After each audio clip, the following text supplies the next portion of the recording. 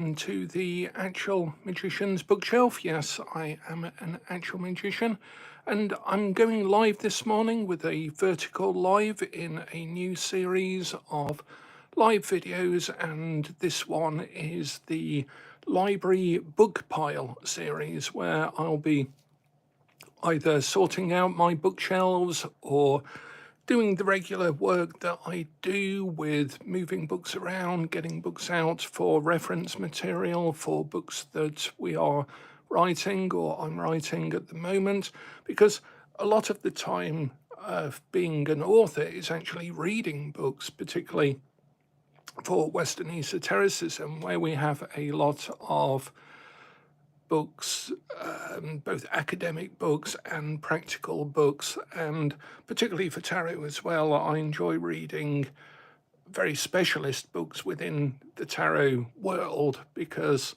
the more generalist books tend to be recycling information and so forth. So today I was having to do this anyway, so I thought I'd share it live with you.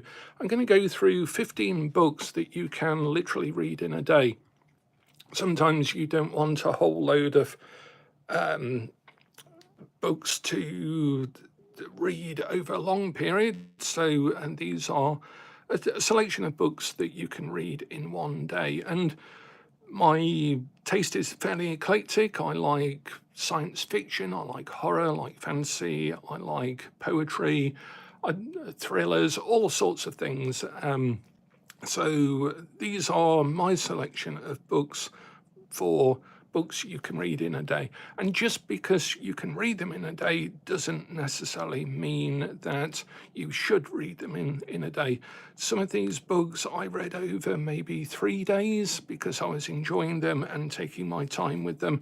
But technically, they're all books you can read in a day. And some of these I've seen on and was inspired by other people's lists on BookTube, on Bookstagram and BookTok and so forth, and some of them I've just come across along the way. And I've got these two books here which I'm going to put onto the pile, and this is why I got the pile out, because I've read these two recently and I need to add them to the pile. So it's going to be interesting as to where I place them in the pile. They're all in order. Hello, Hysteric Queen of Swords. Nice to see you again.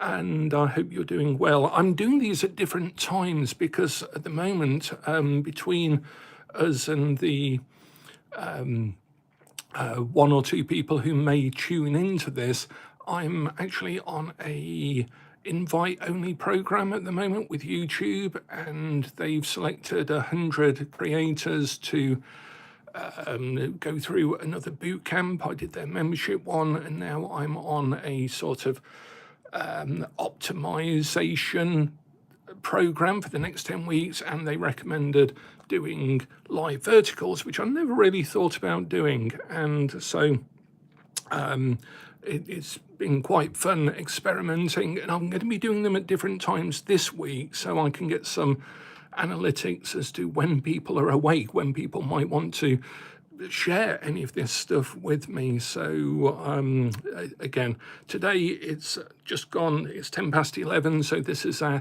11 o'clock coffee meeting, I guess, slot. And I actually placed all of these 15 books in order, my preference, and my top book is actually the first one of these two, although I like the second one even better, is a Psalm for the Wild Built.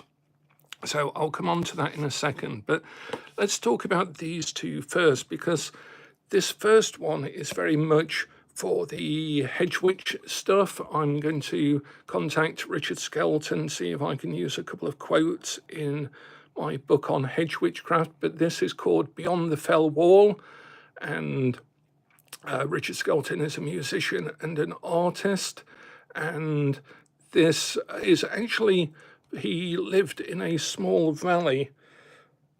Oh, overcast, Happy New Moon from an overcast Hastings. Oh, excellent.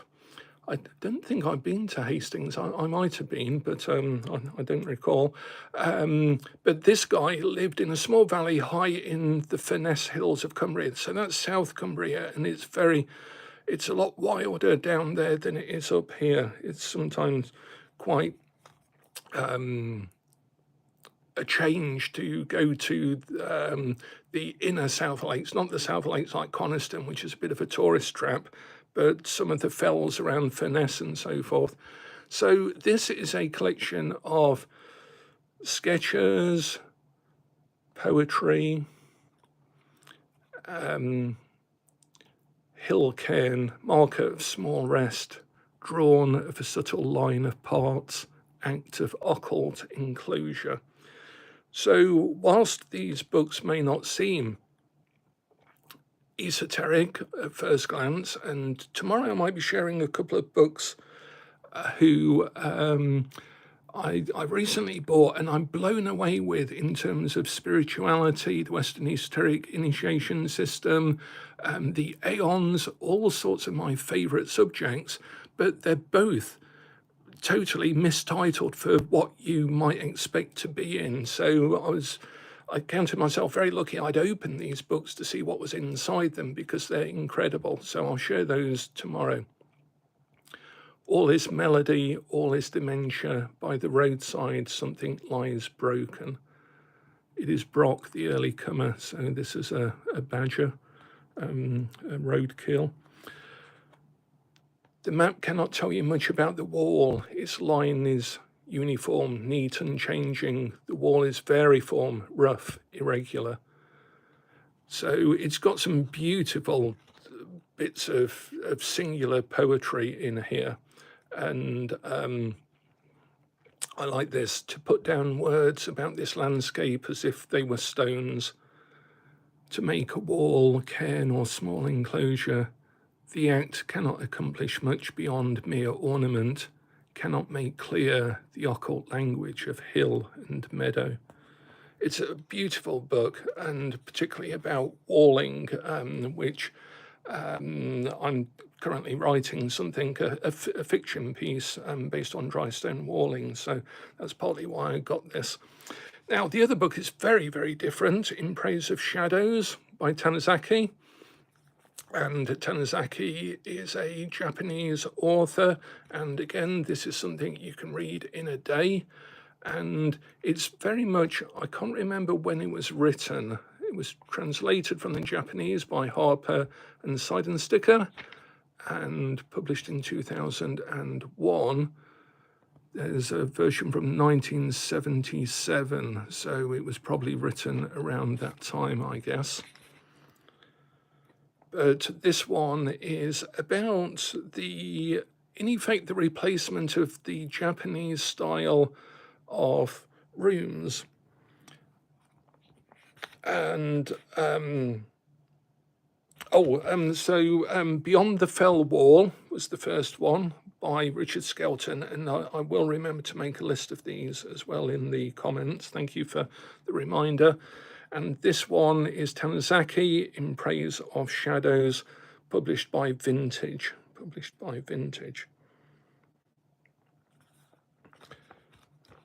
And this is, I'm in love with Japanese culture. I always have been, and I've been there several times, mainly to Tokyo, but some of the surrounding areas, not to any of the other major cities though, not yet. And this book is very much about the replacement of Japanese internal architecture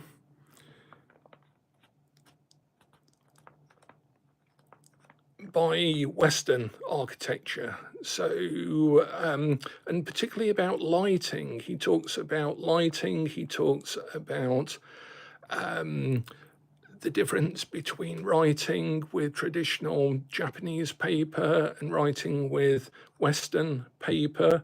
The first section is basically about stoves, but it's a fascinating analysis of how architecture and lighting and the way we surround ourselves. My occult teacher, my first occult teacher, once said to me, we become that by which we surround ourselves. And that also applies to our home environment and so forth. And this book is about the Japanese aesthetic and meaning behind dim lighting, behind long corridors, the placement of the bathroom or the bathhouse in the house itself, and so forth. And it's a beautiful, fascinating, elegant book.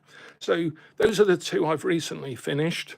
One because I'm in love with Japan, and this because it was of interest to a fiction piece I'm writing, and also to the Hedge Witch book that I'm just in the process of finishing. But here are the books in order, and I'm going to do these. These are two of my favourite books at the moment. Since I read them, they went straight to the top of the list. They are just beautiful. They're a series called Monk and Robot, and it's about a tea monk who is a non-binary character. And that's not made a lot of within the narrative itself. They are referred to as a they throughout, and that's just the natural way of writing it. And a robot that is out in the wild. And it's just beautiful world building. And for a while, when I first started reading it, this is the first one, A Psalm for the Wild Built, and A Prayer for the Crown Shy is the sequel. And they are just relentlessly nice. They are gentle, they are nice, they are positive, they're just gorgeous. I almost come to tears even when I think about how beautiful these books are. I mean, I love if Ian M. Banks was still alive, I would love him to be writing more science fiction so I could read his more Ian M. Banks, because unfortunately he passed away and we now have only his existing work to read. And that's full of secret agents in space, epic space opera, alien gods at the bottom of hollowed out planets as a secret agent descends down a massive shaft as two AI powered battleships fight it out underneath them as they all drop down towards this hidden god in the center of the universe and stuff like that. But this is nothing like those at all. And I started reading the first one and I thought, I really don't, this is just dull and boring. But as I read into it, it just became, sometimes a book doesn't have to have alien space gods in it. Sometimes it can just be nice. And this is, these catapult. I want to read more about this character, about this world that Becky Chambers has written about. I have her science fiction books, actually, that I hadn't read yet, and I'd put them on a shelf to read later, and then recognised the name and thought, I'll try that out. But those are beautiful. But in order, A Prayer for the Crown Shy is my top number one of these 15 books. Oh, Wasp Factory. Ugh, don't mention Wasp Factory. My brother, I recently turned on to Ian M. Banks, and he's currently reading Consider Phlebas, which I still think should be optioned for a film at some point. And I told him, read all of Ian M. Banks stuff, read some of the Ian Banks stuff, particularly some of his sort of Scottish family-based stuff, but do not read The Wasp Factory unless you have the rest of your life to think about it and to have it sit in your brain, because The Wasp Factory is, and that was his first breakout novel as well, and it's just astonishing, isn't it? Absolutely astonishing and terrifying and weird and particular. It's a very particular book. So, A Prayer for the Crown Shy by Becky Chambers is my number one book you can read in a day, but spend a few days reading it to enjoy it. And A Psalm for the Wild-Built is actually the first one to read, but that's my second favourite book because I like the second book even more than I loved the first book. So let me put those in order then. Prayer for the Crown Shy and A Psalm for the Wild-Built by Becker Chambers. I'll stick those there. Then the third book in my books you can read in a day is this, Paul Harding Tinkers, and this is the winner of the Pulitzer Prize for fiction. This is published by Windmill, and it's about a man who is dying, and he is a repairer of clocks. And as he dies, he goes backwards and forwards in time through his life. And the language, this is proper writing.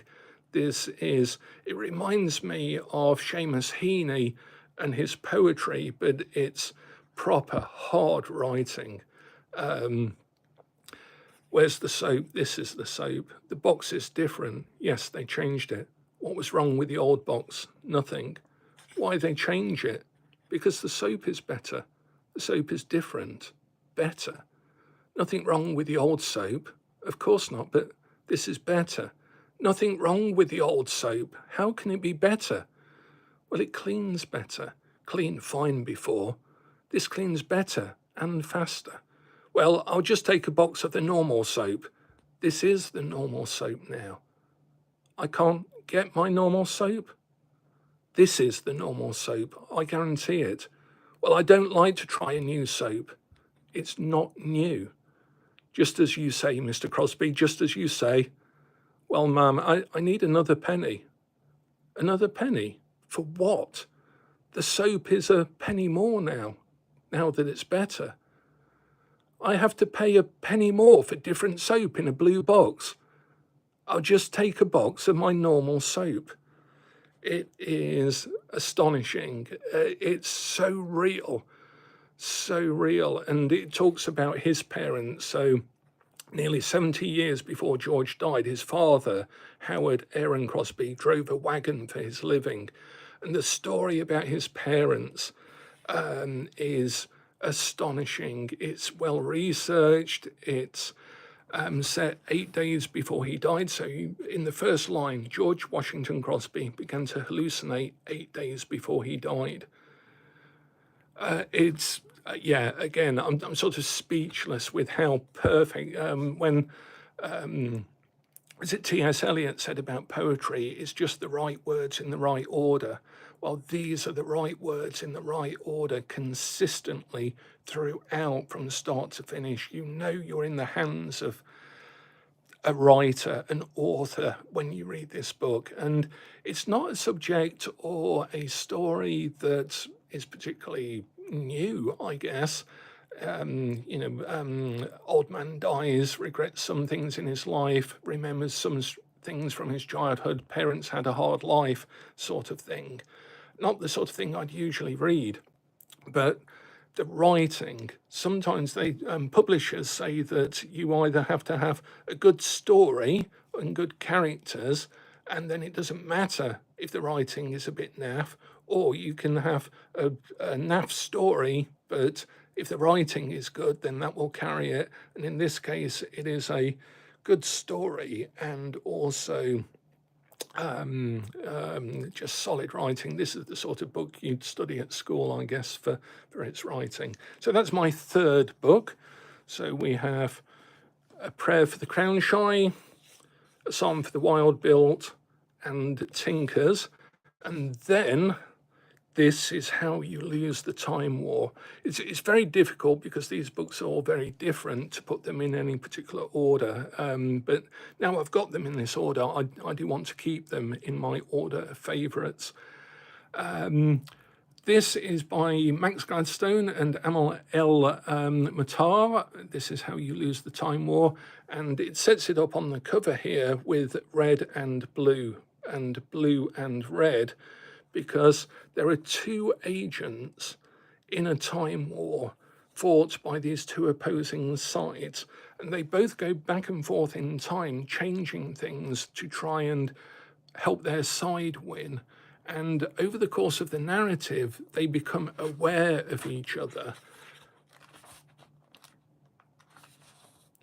When Red wins, she stands alone. So it starts with Red's story. Blood slicks her hair. She breathes out steam in the last night of this dying world. That was fun, she thinks, but the thought sours in its framing. It was clean, at least. Climb up time's threads into the past and make sure no one survives this battle to muddle the futures her agencies arranged, the futures in which her agency rules, in which Red herself is possible. She comes to knot this strand of history and sear it until it melts. And then Blue turns up, and they start to leave messages to each other in time, bound in the events in time, which is a phenomenal concept in its place. It reminds me of Sapphire and Steel, the old TV show with Joanna Lumley and David McCallum in it. And these two agents working for these mysterious agencies start to communicate, and as they do, something happens with their relationship. And it was written one at a time, almost as correspondence between the two authors, which then carries the whole theme. So this is a book that was written in a method that reflects the narrative itself. And that adds to it as well, because you don't know where it's going, and they didn't know where it was going as they were writing it. And it would be a good film, I guess. It could be quite an epic film, given the time zones they move in and out of.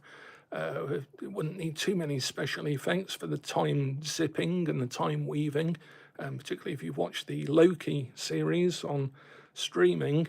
But this is, again, it's a beautiful book, wonderful concept, well written, and written in the way it is narrated as well. So that is my fourth favourite book you can read in a day. And I did read that one in a day because I enjoyed it so much. So that's my top 4 so far. And then this one goes back to its writing. We the Animals by Justin Torres. Published by, is this published by Granta? So this is a Granta novel. And this is about a family, about children, about growing up, a coming of age story, and it is brilliant, poised and pure, heartrending, searing. That's the thing that gets me. It is just blisteringly. The first chapter is called We Wanted More. Heritage, the lake, us proper, Lena, talk to me, you better come. It's about childhood, and it starts off with this quote from Plato. Now a boy is of all wild beasts the most difficult to manage, for by how much the more he has the fountain of prudence not yet fitted up, he becomes crafty and keen, and the most insolent of wild beasts.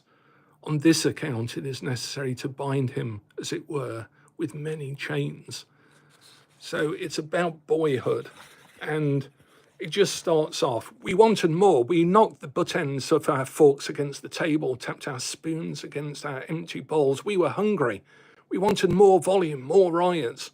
We turned up the knob on the TV until our ears ached with the shouts of angry men. We wanted more music on the radio. We wanted beats. We wanted rock. We wanted muscles on our skinny arms.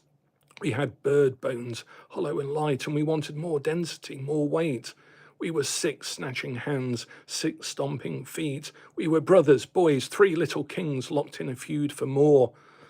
And it goes on like that. It just hits the ground running, and it's blisteringly written, and it just goes on, and it doesn't stop, and you think it's going to shy away from something very early on, and it doesn't. It leans straight into it, it goes through it, and then it carries on. It's like a locomotive, this. And again, this is one I read in one day as well, because it just grabs you and is so well written. And again, it's about boyhood and childhood, and a lot more about family as well. So that is my 1, 2, 3, 4. That's my 5th out of the 15. All My Friends Are Superheroes. Now, this is a very different book. This is All My Friends Are Superheroes, Andrew Kaufman, published by, let's have a look, Telegram, this one. And this was actually a gift for World Tarot Day. So thank you to Debbie, who bought this for me in a World Tarot Day gifting initiative, which we do every May the 25th on World Tarot Day. And I'd listed this from a review. I don't know where you find out about books. I tend to look at YouTube lists. I sometimes look in the literary press as well, reviews and so forth. And this is starts off with the guy called Tom and the Perfectionist, and to the Perfectionist, Tom is invisible, and the Perfectionist is Tom's sort of ex-girlfriend, partner, and he's been made invisible to her. Almost like a curse from a supervillain, and he has to try and work out a way of becoming visible to his superhero partner. And it's hilarious. It is. It reminds me of The Boys, the comic book series The Boys, which is also a TV show now, which is a very well done TV show that pokes a lot of fun at the tropes of superheroes. This does as well. All of the superheroes have weird abilities. And as it says there, buy it, borrow it, steal it, but just make sure you read it. Again, this is a book I did read in one day because it was just good fun. An adorable book. It is the funniest, quirkiest romance of the year. So this sort of follows, this is How You Lose the Time War as being a strange romance. It's odd that I guess my reading is always strange romances, not necessarily traditional romances, but this is just a fun read. So there's the pile so far that I can insert Beyond the Fell Wall in Praise of Shadows onto. Now this was a surprise. I hadn't realised that Stephen King had even written this. It's called Elevation, and it's a weird story. It's a simple idea about a man who is losing weight, and he's just like not losing weight in a normal way. He's sort of almost losing density. So this is Stephen King, Elevation, published by, find the imprint, Hodder. So that's not Hodder and Stoughton. This is, Hodder and Stoughton, they're owned by Hachette now. And it is Stephen King, so it starts off with a simple idea, a bit like there's a film now version of The Long Walk coming out, isn't there? Which, if it's anything like the novel, will be, again, a pretty hard watch. And hopefully it's a film version of Stephen King that's been done right. I guess Shawshank Redemption is, the well-known one. I can remember watching the Shawshank Redemption in the cinema, and me and another guy sat next to me crying, sobbing away as his girlfriend held his hand and stuff. But The Long Walk will probably be very similar to that in its power. But this again, it takes a simple idea. The Long Walk is a very simple idea, then extended into a full world building and stuff. But this is more, it keeps focus very much on the place and the people that the guy knows. And I wouldn't say much about it because everything would be a spoiler, but it is something you can read in a day. It's very much if you're going on a long like an airline journey or even a long train journey, then this is the book to take with you, because you can fairly easily pick it up, drop it back down again, pick it up again. and not lose the plot, because it's a very, very simple story, very well told. Obviously, it's Stephen King. So that is my 2, 4, 6, and 7th book on the pile of books you can read in a day.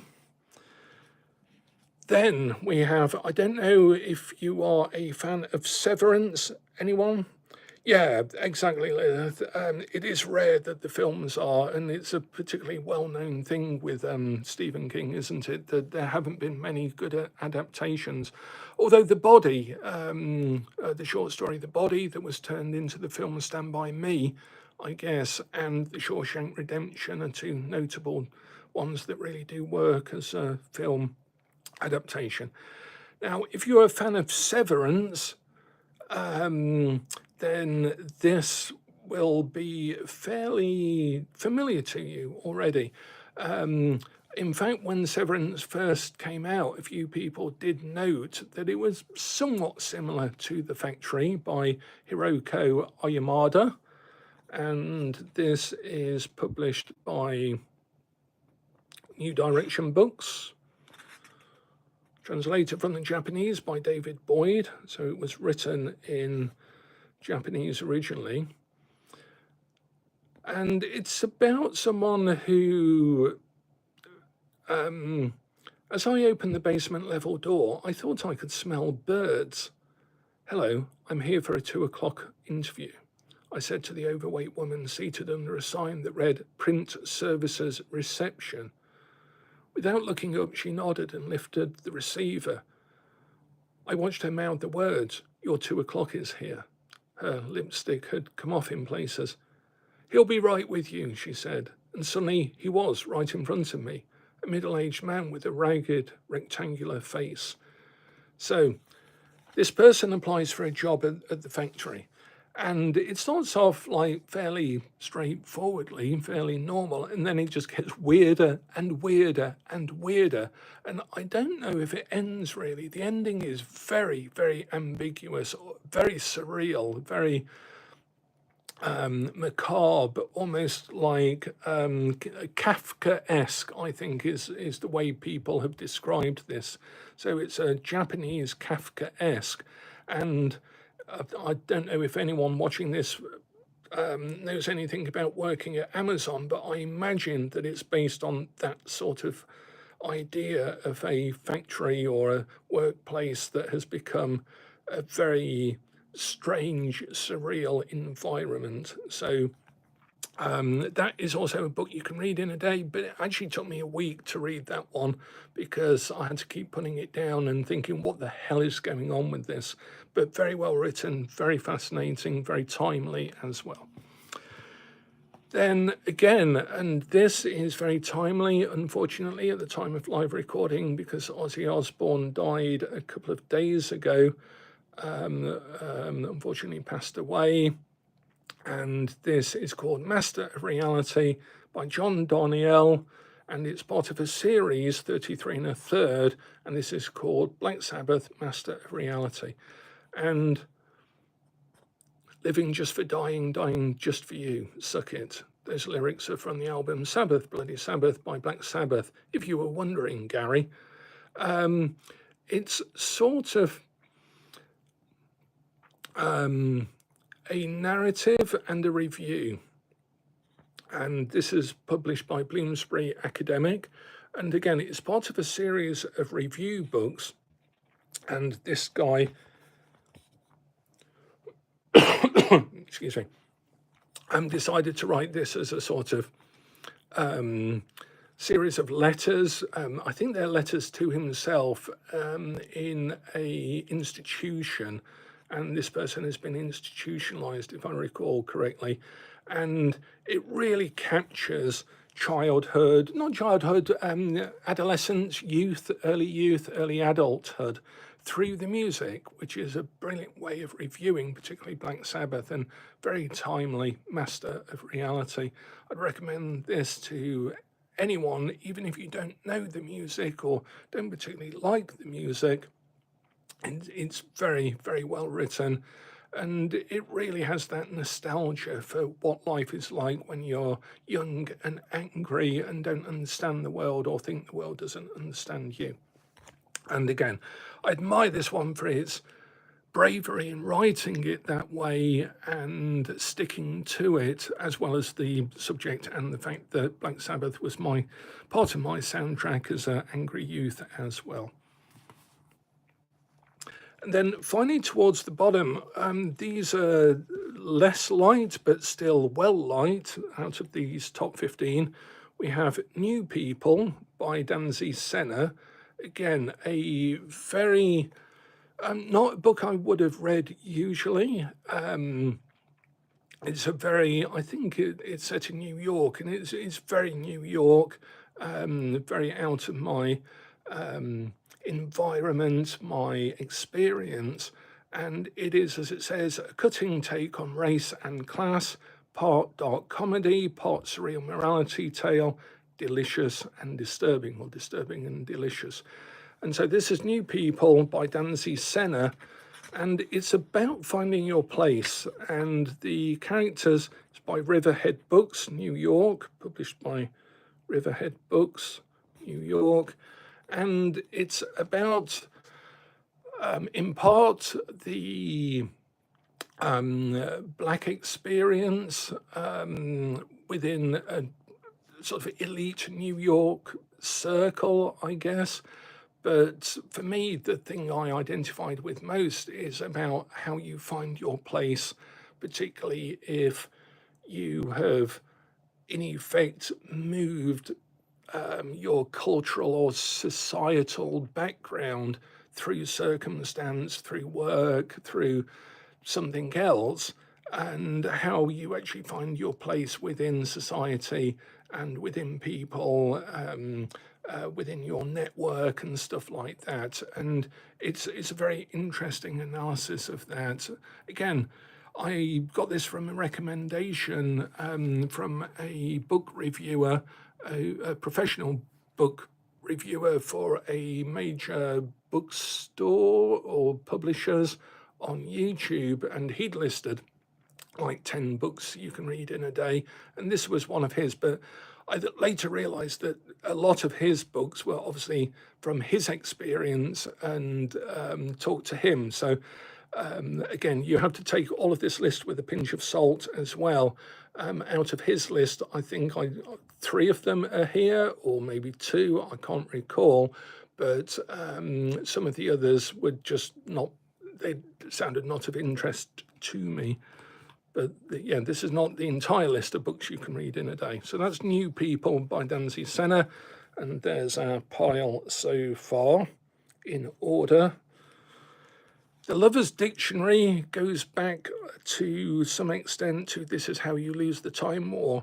And actually the next one as well, Department of Speculation. These are both relationship stories. They're towards the end of my list of 15 books you can read in a day. But this is so clever. It is literally an alphabetical storytelling. Antsy, I swore I would never take you to the opera again. And it tells the story of this couple and a breakup between this couple through the author's conceit, the writing conceit of being an alphabetical list of words. So arcane, ardent, arduous. Sometimes during sex, I wish there was a button on the small of your back that I could press and cause you to be done with it already. It's very, very hard-hitting and very, what's the word? It made me clench inside, the whole thing, particularly thinking back to relationships and breakups and things like that. Romantic, maybe it is romantic.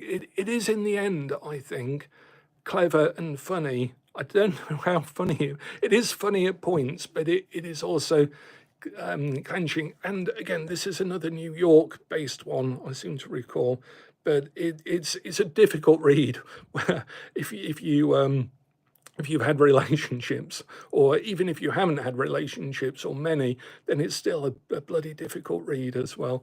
But it is, the conceit of it, again, the idea of it to me just trumped everything else. I love cleverly written things. I love when an author has an idea and leans into it and it works, and this definitely does.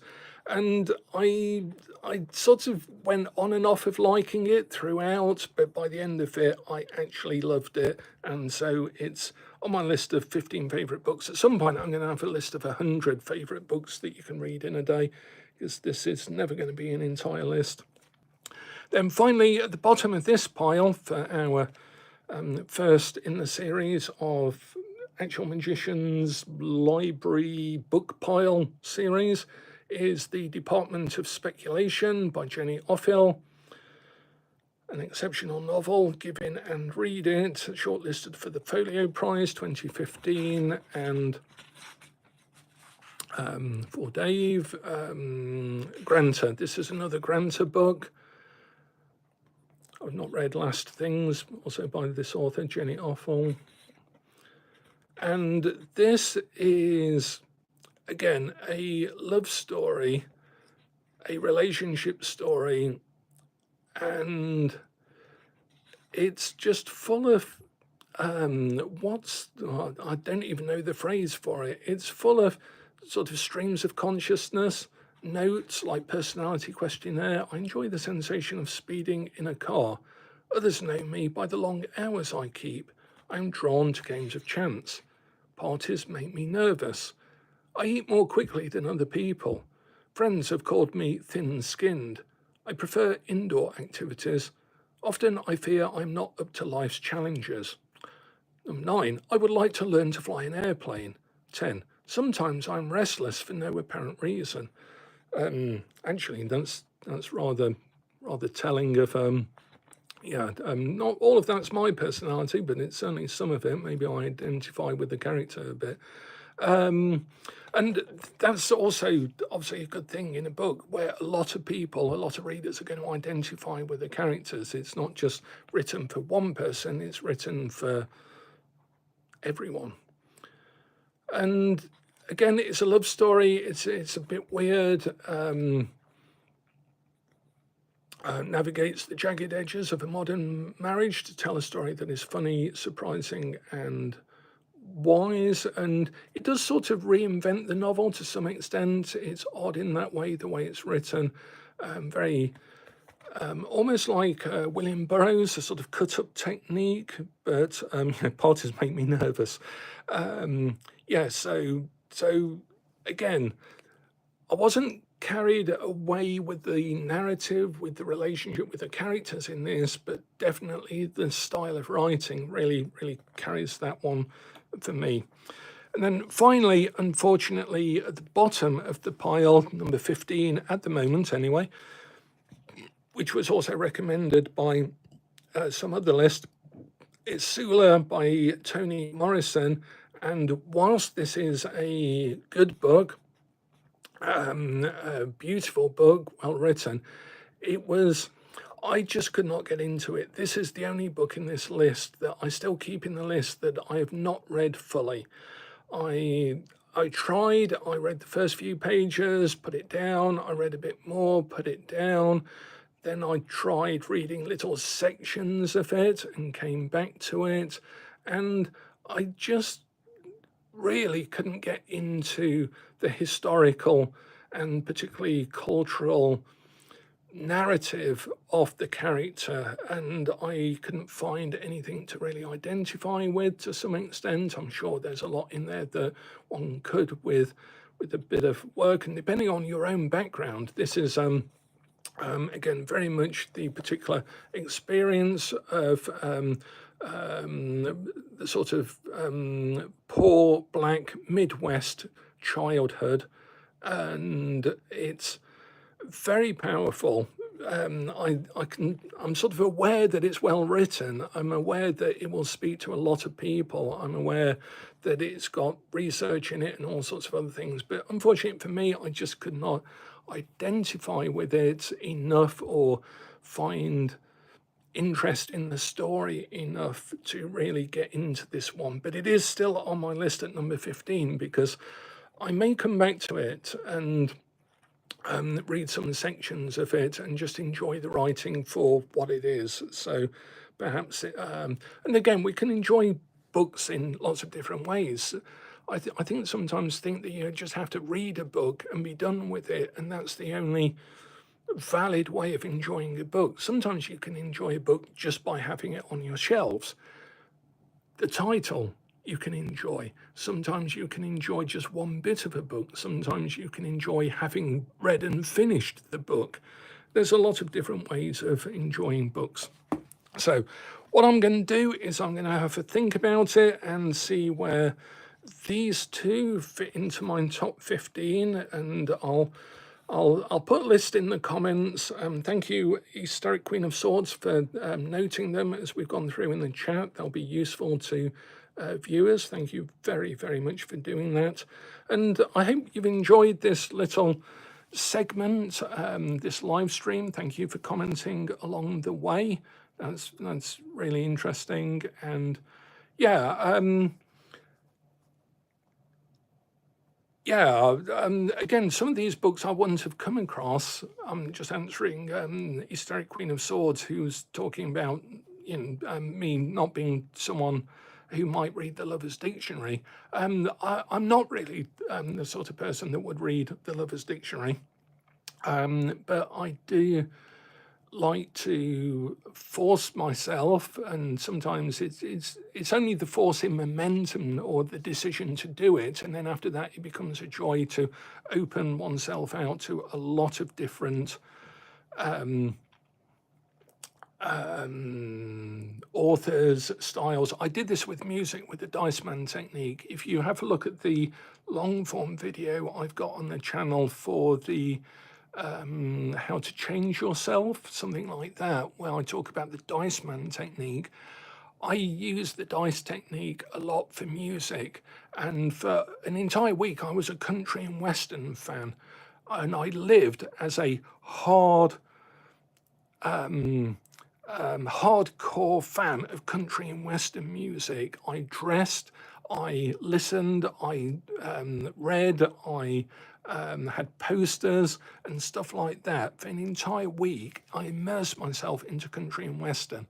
And I can't say it was the most pleasant experience of my music listening in life, but it was definitely illuminating and stuff like that. So sometimes it's really important, I think, to go outside of your comfort zone. Even if you then come back into your comfort zone, your little curve, your graph will have been mutated, will have been shifted, and you'll never come back to your original resting position. And I think that's important in esotericism, and it's something I teach in the Order of Everlasting Day, even to sort of Zealotors and a bit beyond that, to the later grades, methods of really working with your personality, mutating it, changing it, extending it, loosening yourself from it. Yeah, so to answer Lilith, thank you for asking. Live videos every day at 11. Well, this week, because this is new to the channel, these lives, I am messing around with the times. So I might do another one tonight at 10 p.m. And I'm just sort of part of this boot camp at the moment, run by YouTube, so I have access to the staff at YouTube, the community partner managers in YouTube, and they have encouraged us for this first week of this particular boot camp to play around with different subjects, different styles, but always vertical and live. And yeah, they've told us that obviously the algorithm is pushing vertical live a lot more at the moment, because I suspect that's because they're fighting, competing for the space with Twitch and other streaming platforms, because a lot of people on the invite-only sort of little club that I'm in at the moment with YouTube are gamers. They stream gaming. I think I'm the only esoteric book streamer. So yeah, and thank you for subscribing. We also have a members area that I'm going to put very more specialized, more direct, more practical work, so that we can work together on certain things within tarot, within esotericism, and so forth. And they've really told us that that live is the way to go because it's more authentic. You can't pretend, you can't pre-script, you can't use AI, which is currently flooding. I don't know if you've noticed, but there are so many videos now with AI voiceovers that someone's used AI to script.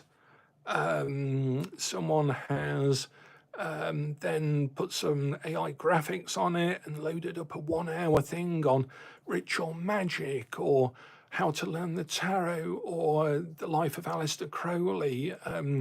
A lot of people for my Abramelin video came to that video because it was recommended when they'd finished watching a whole 1 hour nonsense video with a voiceover that said things like, the Abramelin is a ritual that you must not perform.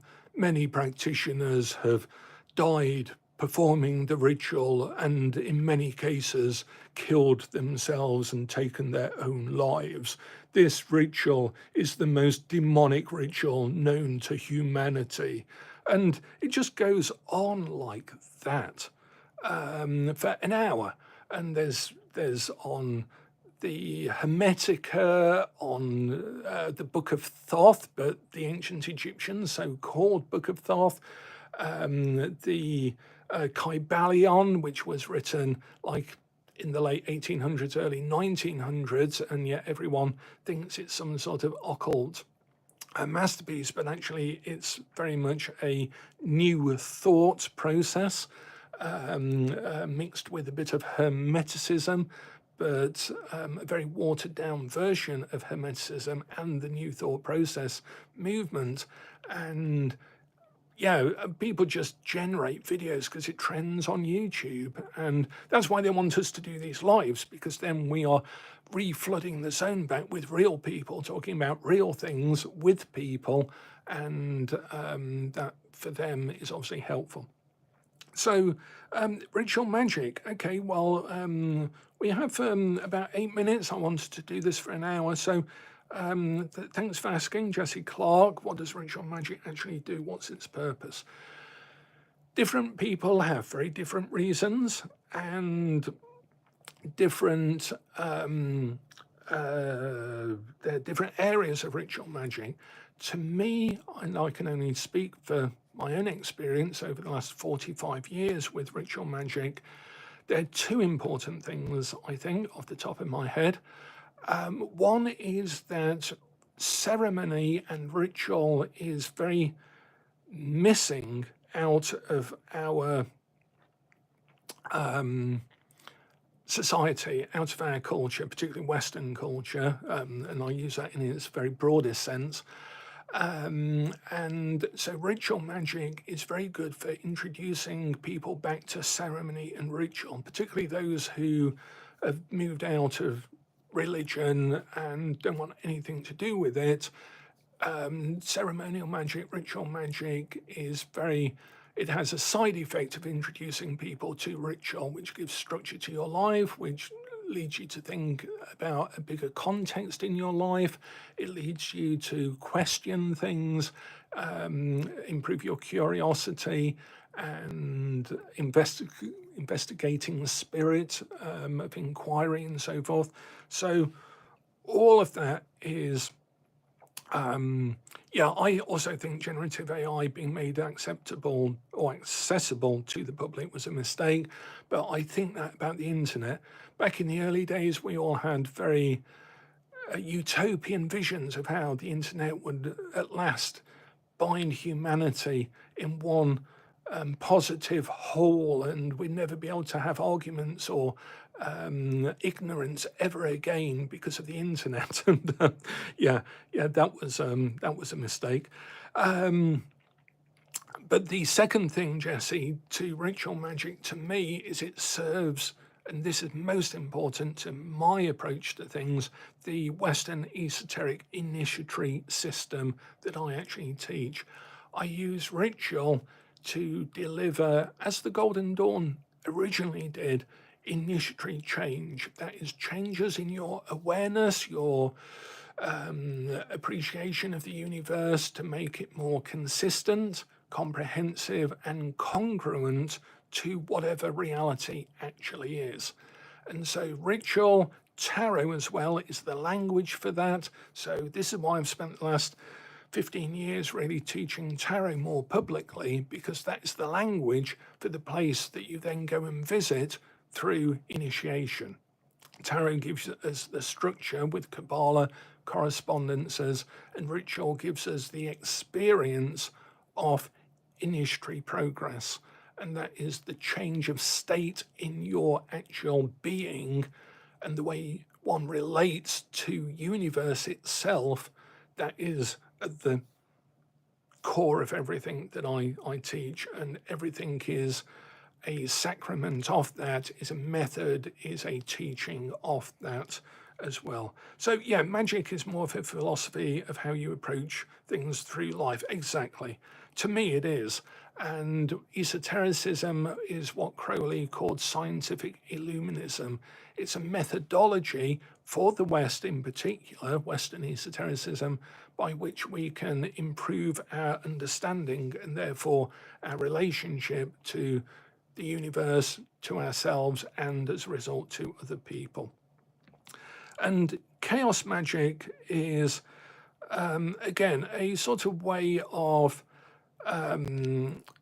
introducing a scientific principle, a counter movement to just accepting dogma within even esotericism, which can sometimes become quite dogmatic, particularly in the older traditional orders like the Golden Dawn and so forth. So, and true Hindu, I have a load of books available. If you have a look on Amazon, most of my books are there. The main book for the Western Esoteric Initiatory System, I'm currently working with my co-author and partner, Charlotte Louise, to rejig a book called The Magister. And The Magister came out of my MA studies in Western Esotericism and my 6 years working towards a PhD, which I didn't complete for various reasons. But that is my sort of compendium, really, of my Western Esoteric Initiatory System teaching. And that'll be out later this year, the revised version of it. In the meantime, if you want to check out The Magician's Kabbalah, that's very much an introductory summary to a lot of the way I use tarot and Kabbalah. Okay, has anyone got any questions in the last few minutes? And again, we'll be doing a load more of these lives over time, particularly as I experiment with them and work with YouTube directly. I'm lucky enough to have a direct line to YouTube for the next 10 weeks. So we'll be experimenting with a lot of things over that time. Okay, and thank you for being here. Thank you for actually joining this grand experiment, this great work of doing all of this through this format of video as well.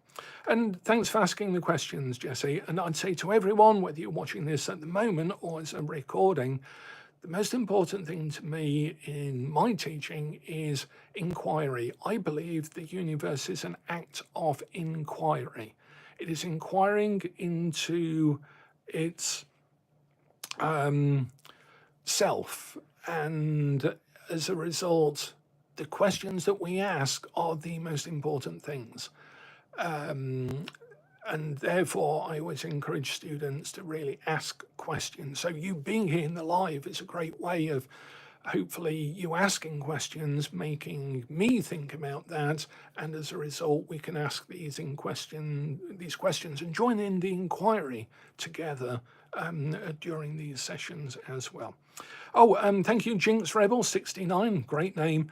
And that's exactly what I can report back to YouTube, what they've told me, that these are a great way of reaching out beyond the fixed format long form videos, and while people are scrolling through, they're going to see a pile of books and just get curious and so forth. Oh, thank you. Thank you for the offer of tea. That tea or coffee. I'll drink anything. The nearest campsites, well, I mean, they're plenty. They're plenty in Keswick, that is for sure. Just don't plan to arrive here during these 3 weeks at the time of live recording, when there's a massive Christian convention here, and there are over 10,000 people apparently in a town that is usually 6,500 people. We've now got an extra 6,500 to 10,000 people here for 3 weeks, singing evangelical Christian hymns in a large tent in the middle of town, well, just on the outskirts of town, and it's very busy. I only go into town when I can hear them singing, even sort of a mile and a half away, which is about 7:30 my time. I dash into town while the town is empty, because tourists don't come here during the height of the summer, which is unfortunate because the convention is here during that time. So always check the convention. Oh, used to work on Windermere. Excellent. Yeah. Well, there's a YMCA here by the river. It got flooded a few years ago in the big floods here in Keswick, but it is still open. Okay, thanks a lot, everyone, and thanks for your time. That was an enjoyable hour. I hope it's of use to you to have a look at some of these books that you can read in a day. And don't forget, we do have a membership on the channel, which I'm obliged to push every time I do something. And I'm doing specialist videos just for members, which we're calling the Wayfarers Club, I guess. And that's available as well. Thanks a lot, everyone. Have a good rest of your day, and I look forward to seeing you in another live soon. Okay, and as ever, the worker is hidden in the workshop. Thank you.